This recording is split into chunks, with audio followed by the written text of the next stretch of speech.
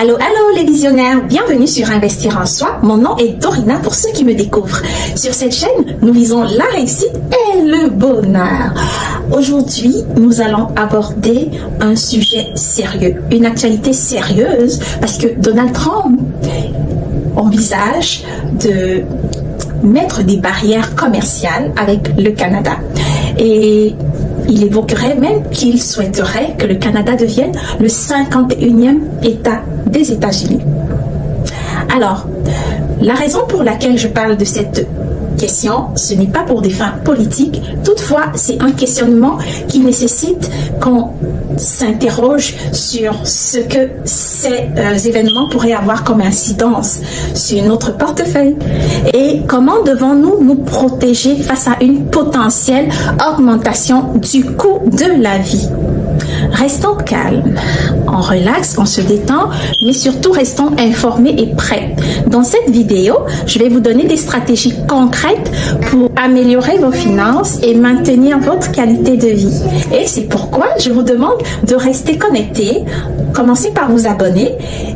Que pensez-vous d'avoir un visage naturel, propre, uniforme, sans taches et surtout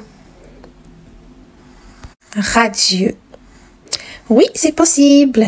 Grâce à Dorina Cosmétiques, découvrez les crèmes Phoenix à l'aloe vera avec sa barre de savon à l'aloe vera et aussi la crème Phoenix à la carotte et surtout le savon œuf au miel pour le visage. Dorina Cosmétiques, c'est la seule et unique marque de l'excellence qui vous fait sentir comme dans un jardin floral. L'annonce des potentielles barrières commerciales imposées par Donald Trump pourrait avoir des répercussions significatives sur l'économie canadienne. Et pour les ménages, cela va se traduire par une hausse des coûts de la vie.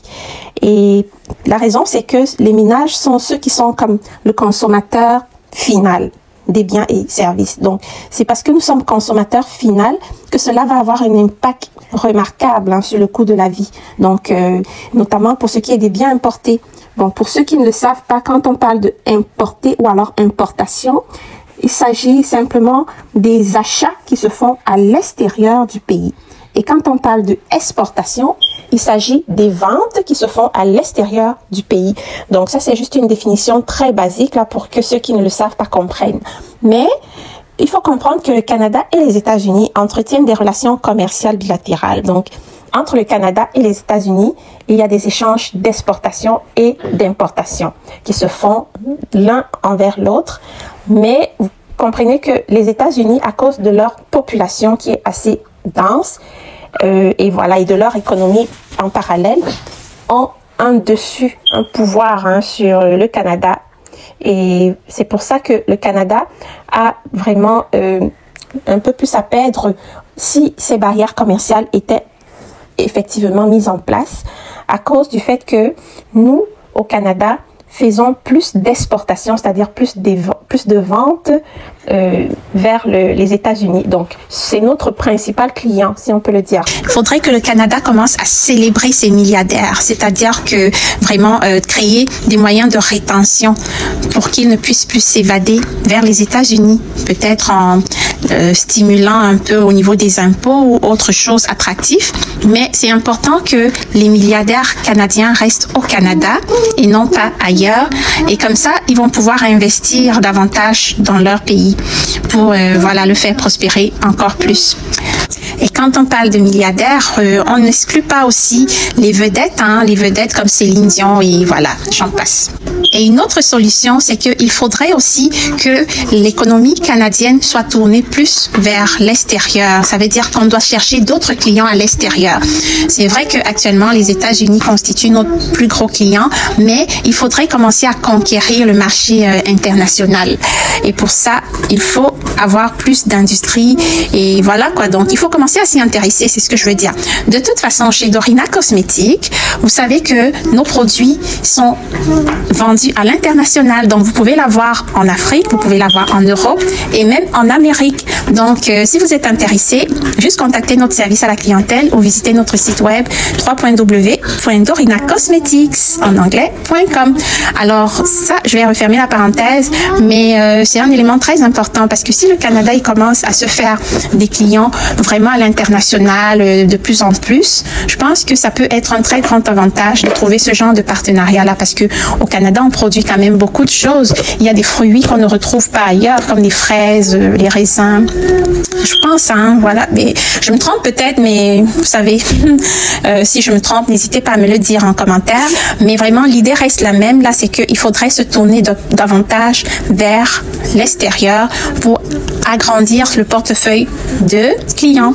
Et une solution qu'on peut adopter personnellement, donc chacun dans son ménage, c'est qu'il faut, durant les périodes de crise ou alors avant, anticiper en achetant en gros. Ça veut dire qu'il faut s'approvisionner, par exemple, avec des biens de première nécessité, acheter du riz, des patates, bref, tout ce qui est non périssable, et puis les mettre, les stocker chez nous en gros. Et comme ça fera en sorte que non seulement on a une réserve, mais aussi, pourquoi pas, on peut anticiper là sur les éventuelles hausses de prix et ne pas avoir des surprises désagréables. Encore une parenthèse que je vais ouvrir, c'est que sachez que chez Dorina Cosmetics, pour ce qui est des savons, parce que le savon c'est quand même un bien de première nécessité, parce qu'il faut avoir une hygiène, tout le monde doit avoir une bonne hygiène, se laver tous les jours. C'est pour ça que nous avons mis en place un programme de club savon qui permet à tout le monde de s'approvisionner. Donc sachez que avec notre programme club savon, vous avez la possibilité d'acheter vos savons en gros. Par exemple, on vous offre 10 savons, 10 barres de savon, des grosses barres de savon de 200 grammes. Donc 10 barres pour l'année. Normalement, vous auriez acheté ce savon-là à un prix individuel, mais en l'achetant en gros, les 10 barres de savon pour l'année vous donne une économie de $50. Et ça, c'est vraiment un spécial qu'on a mis seulement pour quelques semaines, parce que c'est sûr qu'on ne va pas laisser cette offre-là indéfiniment. Parce qu'en fait, ce que nous faisons, c'est que nous voulons encourager les personnes à intégrer des bonnes routines dans leurs soins et en même temps en économisant. Donc, cette vidéo, nous proposons des solutions et nous passons également à l'action. C'est ça chez Dorina Cosmetics et chez Investir en Soi, nous pratiquons ce que nous disons. D'accord? Nous tenons nos promesses. Donc, c'est ça. Apporter. Donc, déjà, on a un enjeu au niveau de la fluctuation du dollar, donc de la monnaie. Ici, quand je parle du dollar, je fais allusion au dollar canadien. Parce que si l'économie canadienne va mal, alors cela pourrait faire chuter la valeur du dollar. Donc, le dollar, voilà, le dollar va comme baisser de sa valeur et cela pourrait être un peu compliqué parce que lorsque le dollar canadien chute, ça fait en sorte que si on a des transactions à faire, par exemple, à l'extérieur du pays, on aura à payer plus cher. Donc, parce que s'il faut comparer le dollar canadien avec les autres monnaies ou la monnaie américaine, ça aura moins de valeur. Donc, on sortira plus d'argent de notre portefeuille pour acquérir ce qu'on veut. Parlant d'acquérir ce qu'on veut, les barrières commerciales vont augmenter les tarifs douaniers. Donc, ça veut dire que quand on achète à l'extérieur, c'est-à-dire quand on importe, alors les tarifs douaniers sont plus élevés. Donc, les produits ils coûteront plus cher. Et quand on parle de produits ici, il faut comprendre que avec les États-Unis, il s'agit des achats de biens de première nécessité parfois, comme la nourriture, les vêtements, et même les matières premières pour les industries. Donc, certaines industries ont besoin d'acheter leurs matières premières aux États-Unis. Bon, là, comprenez que ça touche quand même directement les ménages et ça pèse vraiment lourd, hein? Ça pèse sur le coût de la vie qui peut devenir plus compliqué. Et cette pression sur les ménages, là, peut vraiment se traduire par beaucoup d'autres difficultés. Vous savez, alors, vous savez que quand il y a des pressions à l'intérieur d'une famille, cela se traduit par d'autres difficultés, les tensions, voilà, que je ne peux pas élaborer ici, parce que quand le portefeuille est vide dans la famille, il y a moins de gaieté, il y a moins de joie, moins de, voilà. Donc, il y a plus de difficultés. Si on peut le résumer ainsi, ces difficultés peuvent même aller jusqu'aux difficultés émotionnelles. Et voilà, donc fait que ça peut vraiment avoir une incidence qui se prolonge comme ça là sur plusieurs aspects. Alors la question principale ici, c'est de savoir comment pouvons-nous nous préparer économiquement. Bon, c'est vrai que se préparer, je dirais que c'est parlant des délais, honnêtement, on ne pourrait pas se préparer de manière significative, hein, parce qu'on ne parle pas ici de se préparer comme si on avait projeté ça depuis des années, non. Mais comme toute crise, hein, on a vu la crise de la COVID-19, là, comment ça s'est passé, ça nous a tous surpris. Donc, on va considérer cette question-ci comme la COVID-19, d'accord? Donc, on va la prendre au même titre que la crise de la COVID-19. Comment est-ce qu'on peut se préparer à une éventuelle crise de ce genre? Sachant que on n'avait pas vraiment la possibilité d'anticiper depuis longtemps, peut-être à cause des relations qui existaient déjà depuis des années, on a pris vraiment cette confiance-là et on s'est établi dessus. Mais il est temps d'agir quand même, ok? Que ce soit pour la nécessité que cela demande à court terme et aussi pour le futur. Mais ce qui est là, ce qu'il faut retenir, c'est que après chaque crise, on en ressort toujours plus grand. Ça veut dire que cette situation pourrait vraiment être un grand avantage si on prend des bonnes actions, d'accord? Mais si on prend des mauvaises actions, ça peut être le contraire. Donc, c'est pour ça qu'on va se concentrer sur des bonnes actions à prendre. Déjà, de façon individuelle, il faut réduire sa dépendance aux produits importés. Donc, si on avait l'habitude d'acheter des biens électroniques ou alors des produits de quelque manière que ce soit qui viennent des États-Unis, on peut commencer à réduire ces achats-là. Donc, en réduisant ces achats, on va privilégier les achats locaux. Ça veut dire que au lieu de se tourner vers les fournisseurs américains des États-Unis, on va plus se tourner vers les fournisseurs locaux. Donc, on va encourager l'achat local pour que ces entreprises locales-là puissent contribuer au PIB du Canada. Donc, pour qu'elles puissent contribuer à l'économie locale canadienne. Et aussi, lorsque les entreprises locales s'en sortent, cela crée plus d'emplois. Ça crée plus d'emplois dans le pays. Et puis, ça fait aider vraiment l'économie, les ménages et tout ce qui s'ensuit. Donc, ça nous permet d'avoir une stabilité. Bon, maintenant, c'est vrai que certaines personnes ont souvent dit que oh, mais les entreprises locales, elles vont coûter un peu plus cher que si on achète à l'extérieur. Oui, parfois c'est vrai. Parfois c'est vrai, mais c'est là que le gouvernement pourrait peut-être trouver un moyen de faciliter les choses pour ces entreprises-là, peut-être en réduisant certaines charges, les taxes, les coûts. En tout cas, trouver un moyen pour que les entreprises aient plus ou moins le même niveau, la même attraction que les fournisseurs extérieurs. Donc, cela permettrait vraiment de donner un coup de main à ces entreprises pour qu'elles puissent être plus compétitives. C'est vraiment ça la phrase que je cherchais. Donc, pour un premier point, ce serait déjà pas mal. Ce serait pas mal.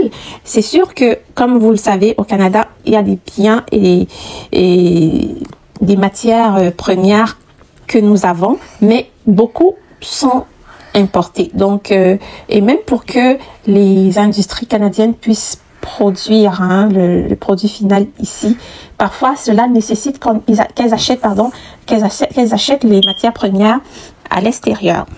Maintenant, je pense qu'à ce niveau-là, il ne faudrait pas se limiter seulement aux États-Unis. Il faudrait élargir ces partenariats. Ça veut dire que il faut penser à d'autres pays. Il faudrait que le Canada comprenne que les États-Unis, c'est vrai, c'est comme des frères jumeaux. États-Unis et Canada, bon, pas jumeaux là, mais c'est comme des frères. Donc, à un certain moment, il faudrait que le Canada sorte de sa boîte et commence à regarder d'autres partenariats, d'autres partenaires qui pourraient être plus compétitifs, même s'il y a aussi la distance, le coût de la distance du transport qui viendra comme un peu, voilà, compenser ces charges douanières là. Mais donc, deuxièmement, il faudrait que le Canada sorte de sa boîte en regardant d'autres opportunités, donc se tourner vers d'autres partenaires extérieurs. C'est sûr que la relation avec les États-Unis était plus étroite au niveau commercial, mais en regardant vers d'autres partenaires, cela pourrait être plus intéressant aussi, parce qu'il y a beaucoup d'autres partenaires à l'extérieur qui ont des prix plus compétitifs qu'aux États-Unis.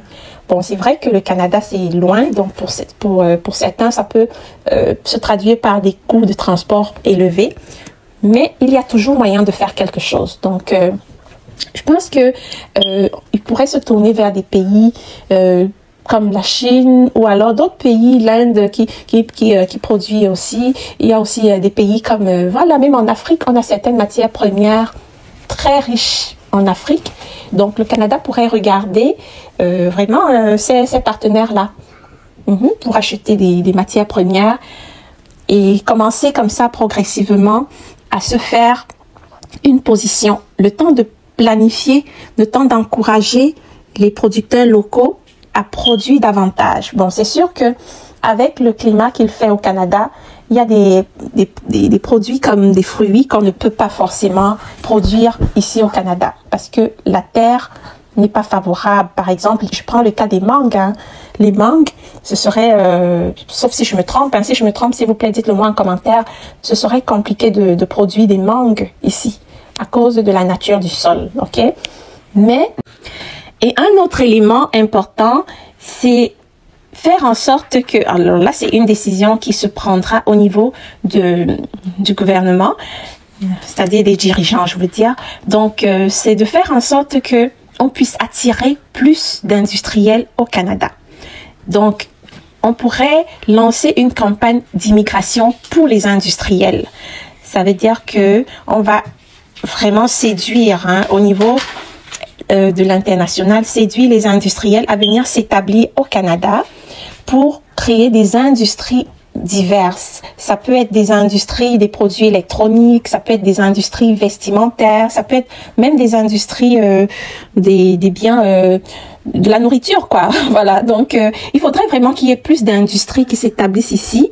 Et pour les attirer, faut mettre plusieurs politiques en place. Par exemple, pour les 5 ou les 10 prochaines années, leur dire que vous n'allez pas avoir tel coût, telle taxe, tel... Bref, trouver un moyen de les séduire pour qu'elles puissent trouver que c'est vraiment juteux de s'établir pour, par exemple, un certain nombre de temps là pour tirer leur épingle du jeu et embaucher plus de monde. Et aussi, ça permettrait d'avoir des grandes industries au Canada pour se trouver vraiment plus autonome. Parce qu'il faut comprendre que la politique de Donald Trump est conservatrice. Donc, ça veut dire pour lui, c'est « Make America Great Again ». Donc, il veut vraiment faire de l'Amérique qu'elle retrouve encore sa puissance. Donc, pour lui, c'est tout à fait légitime, d'accord? Donc, je ne parlerai pas de sa politique ni des autres politiques, mais je dirais qu'il se trouve légitime de faire ce qu'il veut pour le bien de ses citoyens. Donc, nous, on va réfléchir aussi dans la même idée, donc dans le même ordre d'idées, pour que les citoyens au Canada puissent eux aussi se trouver en sécurité, dans leur avantage. D'accord? Pour que les citoyens canadiens puissent eux aussi tirer leur épingle du jeu, se sentir épanouis. Alors, il faut prendre ce genre d'action. Bon, c'est sûr que j'aurais pu évoquer des astuces comme il faut soi-même cultiver son potager pour avoir ses fruits et légumes. Mais vous êtes d'accord avec moi que ça, ce serait trop... C'est sûr qu'on n'est plus à l'époque ancienne où voilà, les gens ils vivaient de la chasse et de la cueillette et c'était leur principale activité. Mais de nos jours, combien de ménages ont une maison avec jardin? Combien de, même si c'était le cas, combien de personnes ont du temps à donner dans le potager? Vous savez que les familles aujourd'hui travaillent beaucoup, 9 à 5, pardon. Donc, parfois, c'est, voilà, on est tellement absorbé par notre travail pécunier que ça devient compliqué de s'occuper d'un potager si on avait même le temps de le faire. Donc, le dire c'est vraiment c'est bien pour ceux qui vivent en campagne ou ceux qui ont un potager et surtout ceux qui ont du temps à accorder à ça et aussi l'expérience parce que c'est pas tout le monde qui sait tenir un potager. Donc fait que ce serait une bonne solution, mais elle ne sera pas assez significative, d'accord? Donc on va oublier celle-là pour le bien de tous. Et en oubliant celle-là, on ira plutôt se concentrer sur nos dépenses. Donc on va essayer de maîtriser ces dépenses. Honnêtement, c'est avec beaucoup de difficultés que je le dis parce que les dépenses de nos jours ne sont même pas des dépenses vulgaires, ok? Parce que déjà, même sans faire des dépenses vulgaires, la vie est déjà, pour certains, très difficile. Quand on va se concentrer sur des dépenses essentielles, on va réorienter ses priorités. Ça, ce n'est pas déjà facile. Mais on va serrer la ceinture encore plus en réduisant le gaspillage alimentaire, par exemple, et aussi le gaspillage énergétique. Donc ça va peut-être apporter un tout petit peu de loose, hein, donc un tout petit peu d'avantage à notre panier. Mais je dirais que sincèrement, beaucoup réduisent déjà le gaspillage alimentaire. Donc, quand je parle de gaspillage alimentaire, c'est par exemple ceux qui préparent un repas et puis après ça va à la poubelle. Au lieu de préparer un verre de riz, on en prépare 2 et puis on ne termine pas. On dit ah ben je veux pas manger la nourriture réchauffée, alors on jette à la poubelle. Donc en fait c'est ce genre de gaspillage là dont il est question. Ou alors peut-être acheter des fruits et légumes en grande quantité et puis ne pas les utiliser totalement, puis ça pourrit à la maison. Voilà, ça c'est un exemple de gaspillage alimentaire. Et le gaspillage énergétique, c'est au niveau de l'énergie, par exemple, laisser des lampes allumées dans la maison, laisser des appareils qui tournent sans qu'on les utilise, surchauffer alors qu'on n'en a pas besoin. Parfois certains chauffent le logement en été, hein. Ben oui, c'est pas la blague. J'ai déjà vu des personnes qui laissent le chauffage tourner durant l'été. Donc ça, c'est un exemple de gaspillage énergétique. Bon, alors ça c'est juste un exemple, mais il y a plusieurs façons d'aller réduire ça pour faire que la facture soit moins lourde pour les ménages. Alors, je tiens à vous rappeler que mon petit discours n'est pas un discours d'économiste hein, ou de professionnel ou quoi que ce soit, d'expert. Non, il s'agit ici de mes opinions personnelles que je partage avec vous.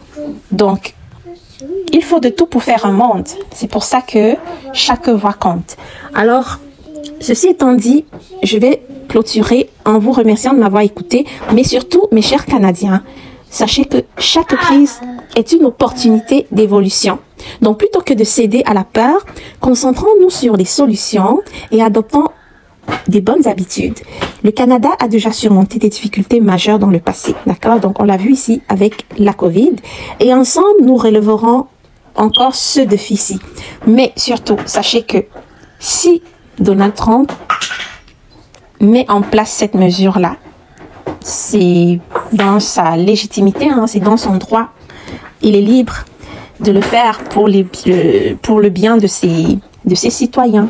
Mais qu'il prenne ou pas cette décision, parce que pour le moment, ce ne sont que des paroles, mais s'il advenait que ce soit effectif, ou alors s'il advenait qu'on arrivait à le convaincre, ou alors que lui-même il arrivait à se convaincre au cours de nos différentes négociations, hein, s'il arrivait que ces mesures ne soient pas prises en place, nous devrions quand même planifier d'avoir notre autonomie commerciale au Canada en prenant des mesures très durables.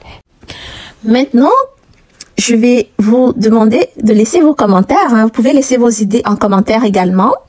Et abonnez-vous pour rester informé sur mes différents sujets. Ici, on vise la réussite et le bonheur. On veut investir en soi et on veut devenir meilleur. Partagez la vidéo pour sensibiliser plus de Canadiens à se préparer dès maintenant. Et merci beaucoup. À la prochaine.